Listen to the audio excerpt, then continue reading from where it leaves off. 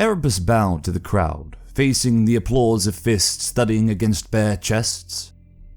The deactivated Crozius in his hand was flecked with blood, first blood, and ever the dignified victor, Erebus offered a hand to help Skane up from the deck. The sergeant took the proffered hand, gripping it with his new augmetic limb. "A fine bout," the first chaplain said.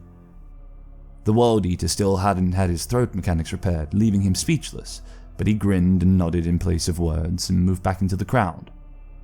Delvarus stepped forward, so did Khârn. The crowd, on the edge of cheering at the first warrior, fell silent at the sight of the second. The captain said 2 words to the Triari centurion. "Let me." Delvarus saluted and backed away. "First blood?" Erebus asked. The axe in Khârn's hand was Gorechild, toothed by Mica dragons and once thrown from the hands of a Primarch. He chained it to his bare wrist in the imitation of the Nucerian gladiators whose bones he'd seen and honored mere days before at Deshalika Ridge. The captain was stripped to the waist, as were all the warriors present. "Sanguis extremis," Khârn said. Some of the crowd breathed in, showing their shock as the humans they once were. Others laughed or cheered. More fists beat against chests. Erebus regarded Khârn with cold, composed eyes. Several seconds beat in silence before the word-bearer's lips curled in a soft, indulgent smile. "Bold, Khârn. Are you?" Gorechild revved, for the first time since its rebirth, eating air with the throaty snarl of an apex predator. That interruption was the only answer Khârn would give, and Erebus raised his Crozius in reply. "Come then." 3 blows. The first, Khârn smashed his maul aside with the flat of his new axe. The second, he cannoned a headbutt into Erebus's nose, breaking cartilage with a wet crunch. The third, Gorechild tasted first blood, ripping across the chaplain's chest, carving a canyon of flesh over the dense subdermal armor of the warrior's black carapace torso implant. All of this happened in the time it took Erebus to blink. No one could move as fast as Khârn moved. No one human, and nothing mortal. The chaplain threw himself backwards, Crozius up high to guard. Khârn looked forwards, gunning Gorechild's trigger. The crowd was silent now. This was a Khârn they'd never seen, not even on the field of battle. Another 3 blows, delivered with the same blinding speed. Erebus's maul clanged, skidded across the deck. He took a fist to the throat and a boot to the stomach, knocking him back with enough force to send him crashing onto the blood-stained iron grillwork. He looked up at Khârn from the ground and saw his death in the World Eater's eyes. He'd never seen this before. Not in any of the paths of possibility. It couldn't be happening. It couldn't end like this. He was Destiny's hand.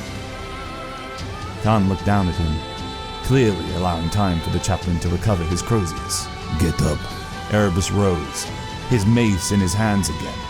He attacked this time, showing the speed and skill that allowed him to hold his own against Lucius of the Emperor's Children and Loken of the Old Lunar Wolves.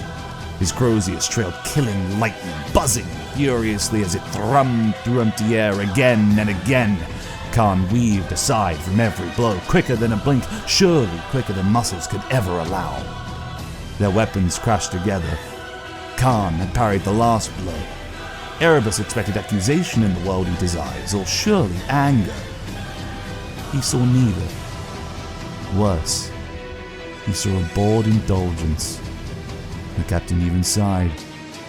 3 more blows. Erebus was on the deck before he knew how. Pain flared across his chest, hot and urgent, matching the thick throb of his smashed face.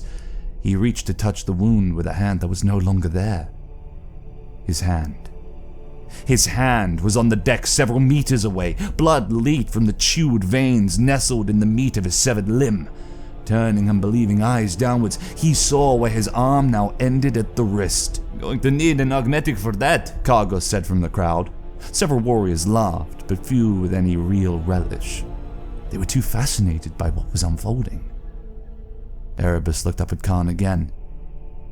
He was just waiting. "Get up."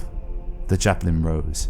Khârn didn't wait this time. The blows were bloody blurs of whining motors and tearing chain teeth. Pain bloomed across Erebus's body, and he was face down on the deck again before he'd managed to fully rise from the last time. Even without his armor's pain nullifiers and chemical stimulants, Erebus suppressed the pain by whisper chanting a sacred mandala. Khârn interrupted it. Get up. Erebus actually tried, but he froze when he felt Gorechild's teeth against his spine. The idling chain blade was purring and breathing out its promethium fuel stink, the axe's steel teeth kissing Erebus's vertebrae. Never, not even in fragmentary glimpses, had he foreseen this duel.